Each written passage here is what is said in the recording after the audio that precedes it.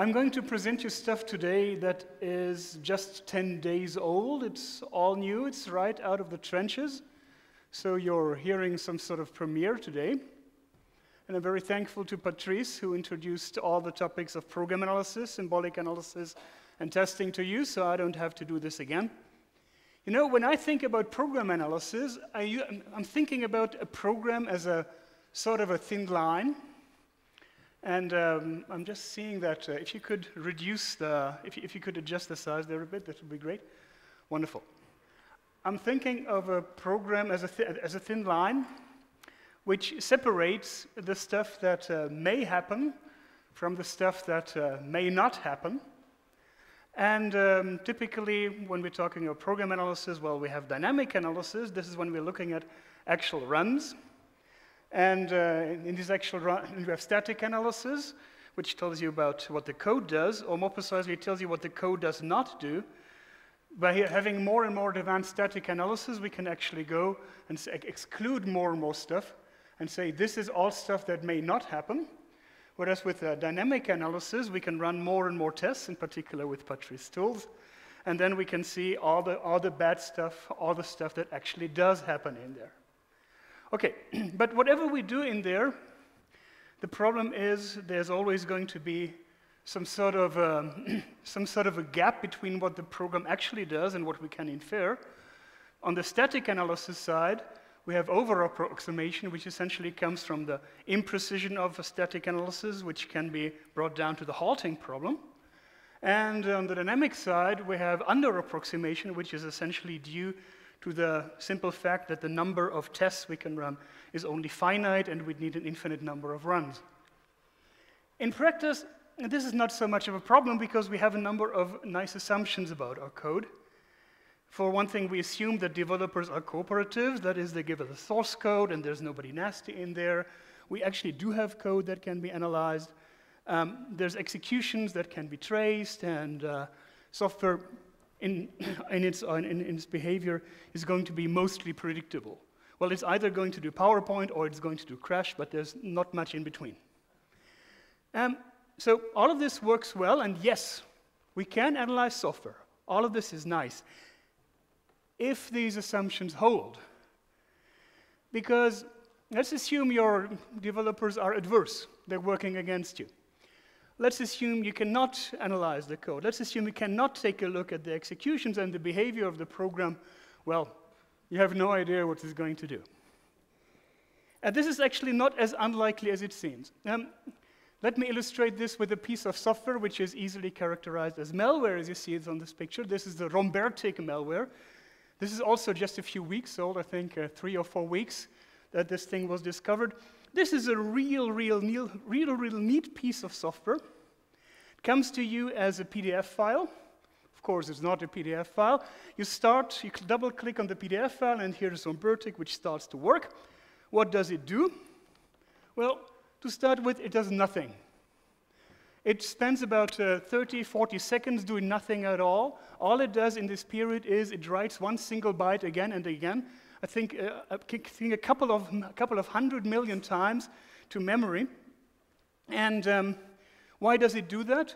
Well, simple. If you run a dynamic tracer, this is going to flood your hard disk because you have a log that's several gigabytes long.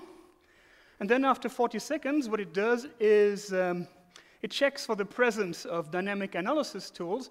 So if you have any process that contains the word malware, sample, virus, sandbox, or anything, well, it's not going to do anything. It simply goes away. Boom, it's done. Then, assume it survives. It goes and decrypts and unpacks itself, which is lots of fun. So it's all multiple encryption. It replaces itself with a new copy. And then finally, this new copy goes install itself in your browser, where it happily sets up a connection to some malicious server. And then it goes on happily sending all the keystrokes you put in particular your passwords, credit card numbers, and everything. All this goes to a third party, which is very likely malicious. This is what it actually does in order to be malicious. So this is the weird thing. On top of that, it does something else. While it's running, it constantly checks its own program code, its binary code, against a checksum. And if this checksum does not match, for instance, because you have tampered with the code, because you have changed something, you try to analyze it again, what it does in this case, it's simple, it goes to your hard disk, and then it deletes all your files that are on the hard disk. And once it's done with that, actually it only takes seconds, then it writes zeros to your master boot record, rendering your hard disk unusable, and you cannot boot your computer anymore. Oh yeah, and lest I forget about this, if you want to analyze this statically, this is the call graph.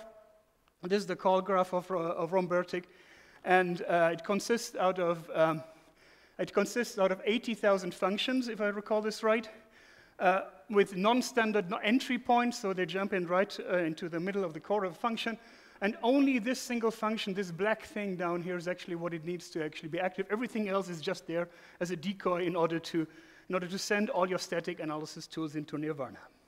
And that's after it's been decrypted and unpacked and everything. So if we come back to the picture, if we look at Rombertik and we want to see what it can do and what it cannot do, well, it's actually pretty bad, because dynamic analysis is going to tell you, well, this program starts and then stops again, because it sees it's being tested. That's all there is. And from a static analysis point, well, all we can tell, it replaces itself with a copy, and then that's it. Which actually leaves quite a gap in here, which means that we actually have, well, we are pretty good in analyzing software that comes in a cooperative setting, but as it comes to adverse settings, none of our assumptions actually hold. And this is bad, because what we'd like to do with software like this is, well, we'd like to put it behind bars. We'd like to avoid that it actually does something malicious. But in order to do that, we'll have to find out what it actually will do, because otherwise we'll have to put everything behind bars. And what I present here and now is a novel technique that consists out of two steps, namely mining behavior and enforcing behavior. And this is a technique which does two things. First, it helps us in analyzing adverse programs, which is neat in itself. And second, which is maybe even more interesting, it may well become a universal security solution. So, let's see what this is. First, mining behavior. The idea is as follows. We take a program, and again, we can use dynamic analysis, but rather than simply running existing tests, we use tools very much like Patrice Sage tool. Well, ours is much simpler, but we run this systematically as a test generator, and this allows us, with the appropriate computing power, to actually get lots and lots of executions that get very, very close to what the program actually normally would be doing. And then comes the second step, and the second step is even more interesting. Once we're done with test generation, what we do is we're going to say everything we have not seen yet, every resource that has not been accessed yet, is what we're going to prohibit in the future. That is, we effectively exclude all the other behavior that is anywhere in the area which we haven't seen yet. And we call this Test Complement Exclusion. This blue area down here, this is the test. Everything else is the complement, and this is what we exclude. So, two steps here.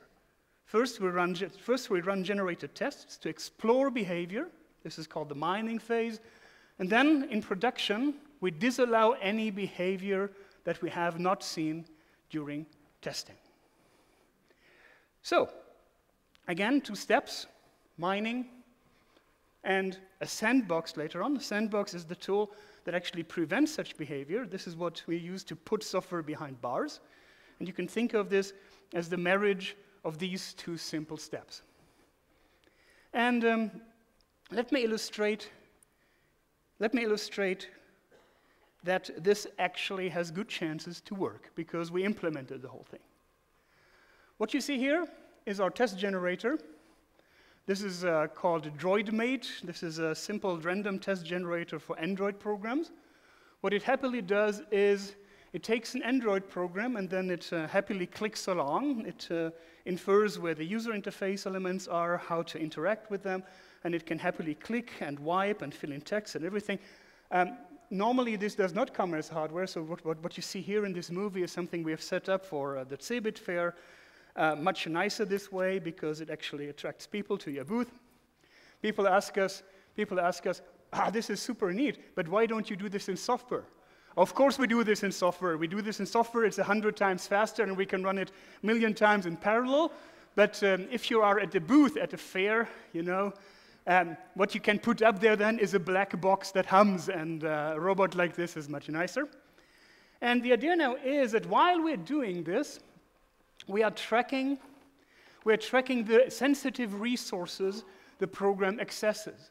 That is, say, for instance, your account information, your messages, your location, or your microphone. So this is the part one. We simply check, and this is very simple, we simply track the appropriate APIs. This is super efficient, no time wasted with that. We simply check all the resources the program accesses. Next step is we use a sandbox. And for a sandbox tool, it turns out that my dear colleague Michael Backes has built a very nice tool for that. It's called AppGuard, and this is a tool which actually allows regular users to control whether resources should be accessed or not. Actually, it uses the very same techniques that we use for monitoring, except that it prevents access. And the idea now is that we're putting a program in the sandbox, and every resource we have seen being accessed in the past is what we're going to allow in the future just as well. Everything else, the test complement, is what we're going to exclude, meaning that, oops, this was a bit too fast. Every other, my machine is a bit slow today. Every other resources that we haven't seen, say here the calendar, the camera, or down here your passwords, is what we're going to prevent. Oh, that's it. That's a new one. Okay, good. And this marriage of both test generation here on the left and sandboxing here on the right is what we put together in a tool, and we call this tool BoxMate for sandbox mining and testing. So, what do you get from that? For one thing, you get protection against any unexpected behavior changes. If your program all of a sudden decides to turn malicious, say you have a latent behavior, say your program, say after some time, or because all of a sudden, hey, I'm in the Technion network, so I can finally do whatever I please, well, this is something we can easily prohibit, because if we haven't seen it during mining, it's not going to happen in the future either. It's also going to protect you against. It's also going to protect you against backdoors and all sorts of exploits, because if you have behavior that is intentionally hidden in order for some attacker to activate, if it's well hidden, we're not going to find it during mining either. And actually, if we find it, then we're going to explore it, and then it's going to raise all sorts of alarms, because all of a sudden your program does all sorts of things which nobody ever had expected. But normally we're not going to find it, and if we're not going to find it, well, there's no way to activate it in the future either. It's fully automatic, so this is a black box. You simply toss your program in, and the sandbox comes out again.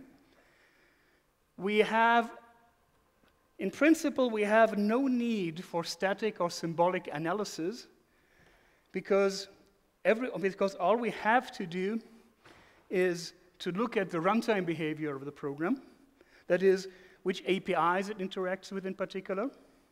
And this allows us to work on code that is adverse and obscure and everything. Although, of course, if we do have code available, then we'll be super happy to apply all sorts of symbolic constraint solvers and other techniques that make testing so efficient. And coming to the title of my talk, what this gives you is a guarantee from your tests, because if something has not happened during testing, well, it's not going to happen later either. And these are pretty neat and desirable features. And the one feature I actually like most is a dilemma I call disclose or die. This is a dilemma we put malware writers in. Because if you're a developer of malware, the existence of this approach with a sandbox actually means that either your program behaves maliciously from the very beginning, because only then will this behavior be covered by the sandbox later on. But this also means that that it's much easier to discover what your program actually is doing. Or you hide your malicious behavior, but then it's going to be prevented by the sandbox just as well. And this is a dilemma which effectively re-enables analysis even of the most adverse programs, because programs will be forced to behave as they will do later, and if it's malicious programs, well, we can look at them and see what they're doing. So this is the whole idea of this approach.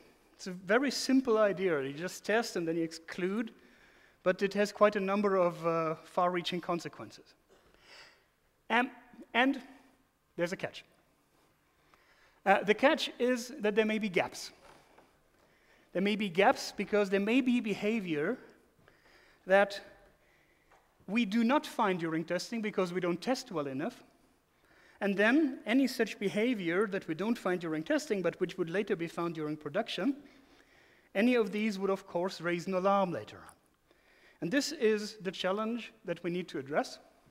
And in order to evaluate how likely this actually is, well, we implemented this whole thing and we tried it out, starting with a program called Snapchat. Snapchat is a program where you can send messages that automatically are supposed to destroy themselves once they arrive on the phone of the recipient.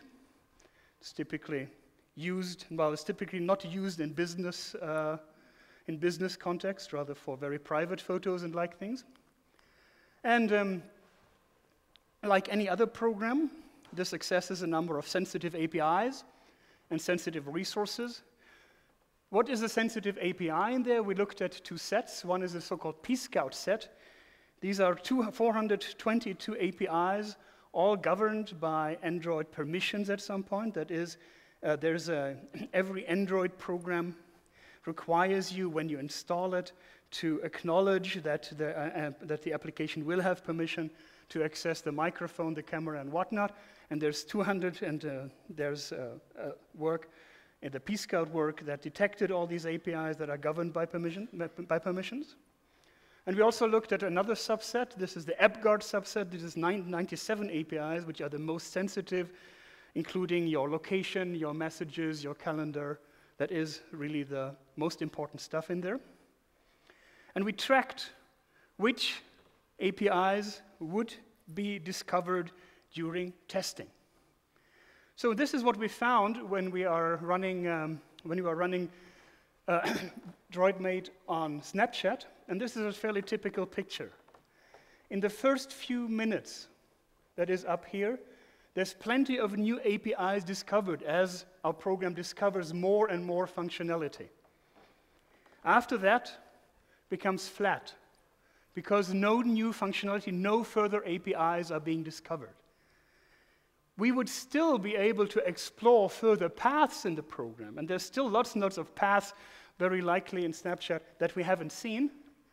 But in terms of resources being accessed, well, most of this happens right at the start.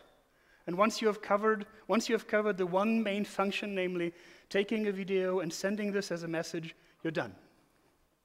And what this also means is that at least in the functionality that we explore during testing, once we're here, there's no way you can get another false alarm, because there would be nothing anymore discovered. So after 5 minutes, 10 minutes or so of testing on a single machine, very slow, very, very simple still. This is plain random testing. This is nowhere as sophisticated as Sage at this point. We would get a quick saturation here, and therefore, well, in this case, at least no indication of further false alarm in there. These API calls are actually tied to user interactions. So this is the actual log that you can see, and here's the APIs that are being called. So in the beginning, we reset things. So the dark black stuff in here, these are P-Scout APIs, the less sensitive ones. The red ones are these in AppGuard. These are the most sensitive ones. And what you see here, we press a button for login, and once we press the button for login, the camera opens, it accesses your location, it opens a connection, and then we take the snap button, and after that, when you actually send a snap, then it actually sets the audio source, the video source. This is when it actually takes a picture. Later on, we press on the contact's permission button. This is when it actually accesses when you actually select a contact from the list of contacts. This is when it starts accessing your contact directory. So you can actually, for each and every API that's being called in here, you can actually see the button, the actual user interaction that's used to trigger it in there. And this goes on like this. Overall, there's 20 APIs being called. This is all there is. In the end, what do we have here? Yes, we insert a picture into the media database, and we can also delete a picture from the media database. Snapchat does not retain these pictures. So this is good already. We also created, but then we don't know whether the interactions generated by our test generator would be representative, so we actually created use cases from which we thought that they would cover most of the standard interaction with Snapchat, that is taking a snap, taking a video, finding a friend, editing a friend. We ran these against the sandbox that we had mined previously in these 10 minutes of testing, and it turns out that all of them pass just fine because neither of them accesses any resource that we hadn't already seen during testing. So this was Snapchat. We checked out 12 more apps for that, all taken from the most popular categories in the App Store: Adobe Reader, Antivirus, Barcode Reader, Expense Manager, File Manager, Firefox. And you can already see from these pictures always the same thing. We start accessing a number of resources, and then it goes flat, it goes flat, it goes flat, it goes flat, it goes flat, flat, flat, flat, almost flat, flat, flat. This is same thing again. It's much, much easier to cover the resources that are being accessed than, say, trying to cover all the code there is. Although with code you'd also see a similar saturation, but it wouldn't end, or it would take you ages to end. For resources, this is much simpler. So again, we have the situation of the APIs quickly saturating. We also created more use cases for them. So for every single of these, we created at least one use case which we derived from the description of the application. Well, in Adobe PDF, this would be open a PDF, and we'll convert currencies, find a product with eBay, adding expenses to Expense Manager, creating and looking at a directory in the File Manager, open a URL in Firefox, do a job search, apply a photo effect, and all that. And in all these cases, again, the Mind Sandbox would catch them all. That is, no new resources would be accessed, except for two, and these are pretty revealing. One is finding a product with eBay. And this is this is very simple. Our use case says we log into eBay and then we do things, whereas our tester doesn't have the notion of a password, so it did not log in, and therefore it missed functionality that would be available only for users that would be logged in. In practical settings, of course, you would set up your test generator such that it has a demo account. We didn't have that, but when we created the use cases, we had them. The second thing is applying a photo effect. This is very simple. This photo application accesses the SD card, and it provides dozens and dozens of individual effects, and this was one effect that we missed.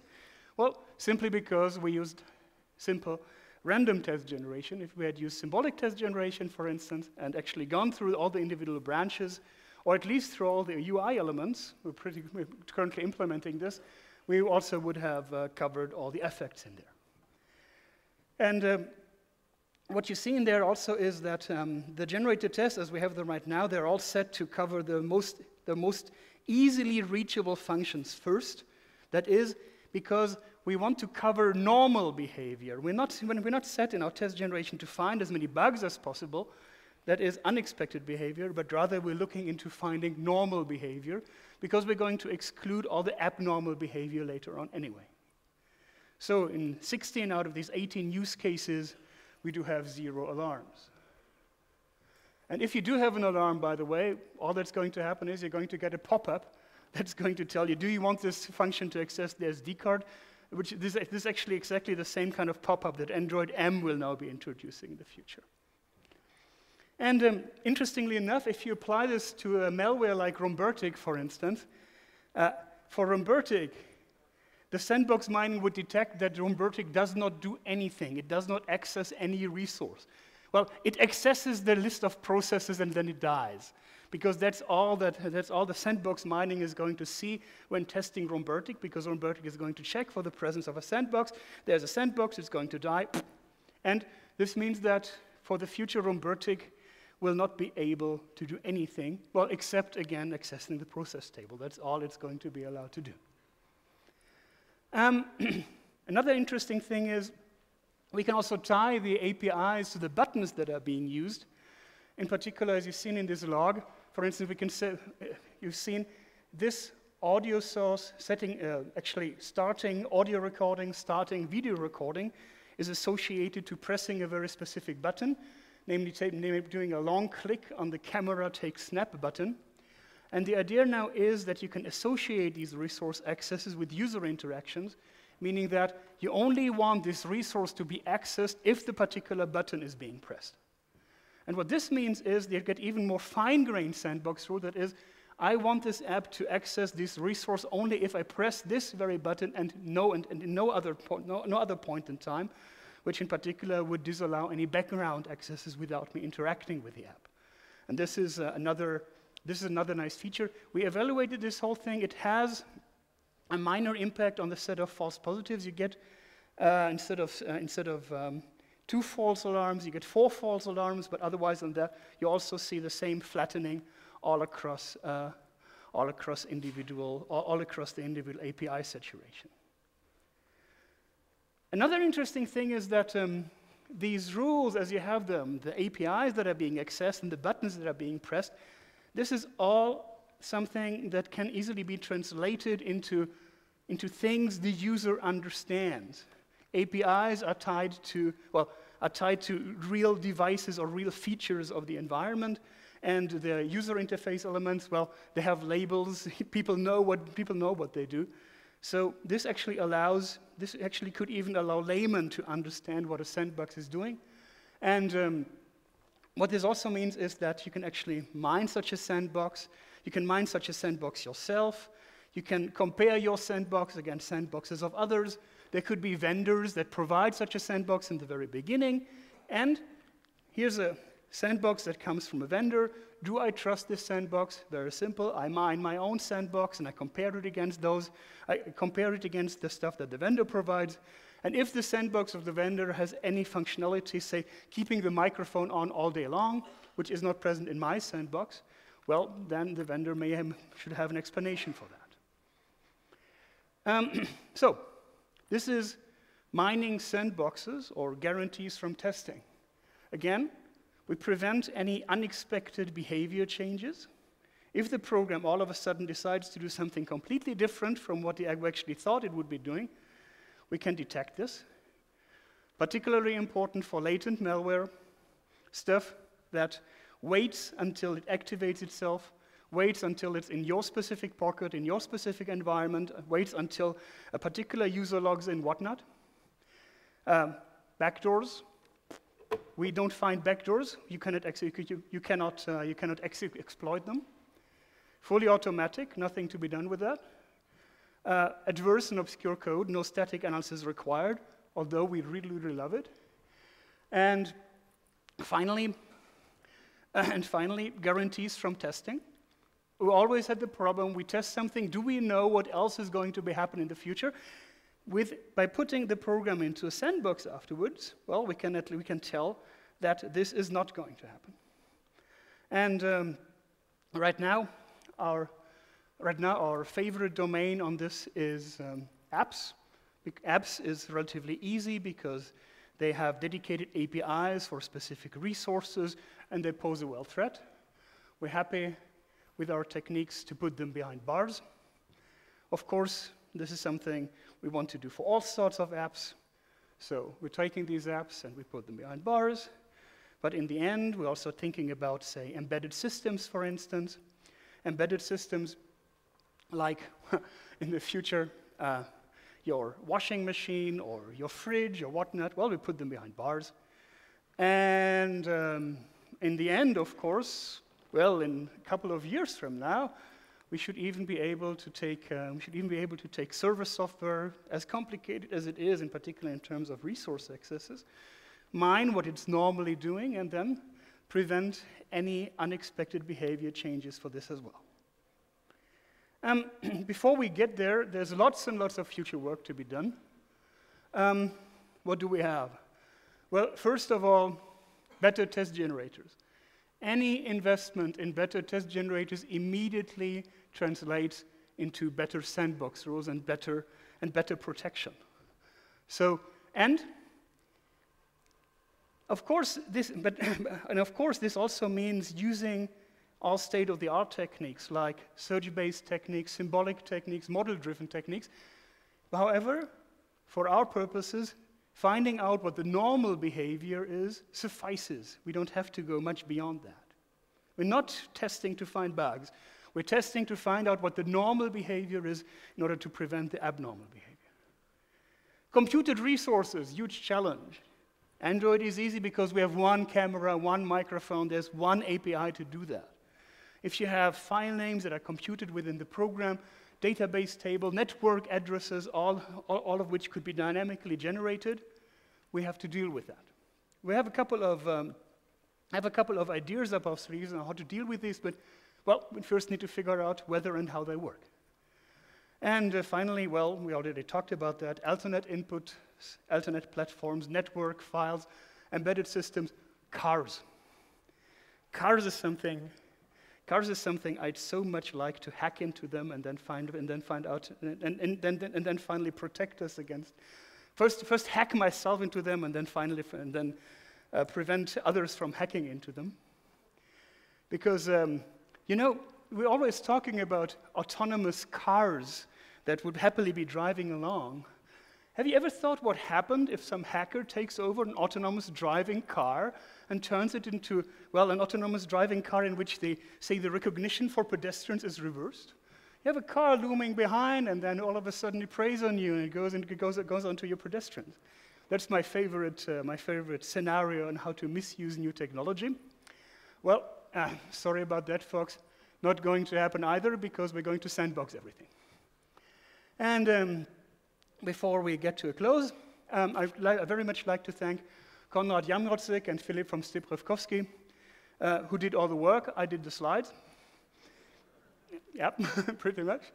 And speaking of slides, we've seen Test Complement Exclusion, a technique to actually disallow any behavior not seen during testing, gives you guarantees from testing, with this nice disclose or die dilemma, which forces a malware writer either to let everybody know what the program is up to, or, well, not be able to do it. We've seen this implementation, box-made, consisting of a test generator and a sandbox, nice marriage with very nice and very promising results. And finally, lots of interesting features that definitely are worth looking further into that. And we also have put up a paper under www.boxmate.org down here in the lower right corner, where you can find more information about all our experiments with that. With this, I'm done. Thank you very much for your attention.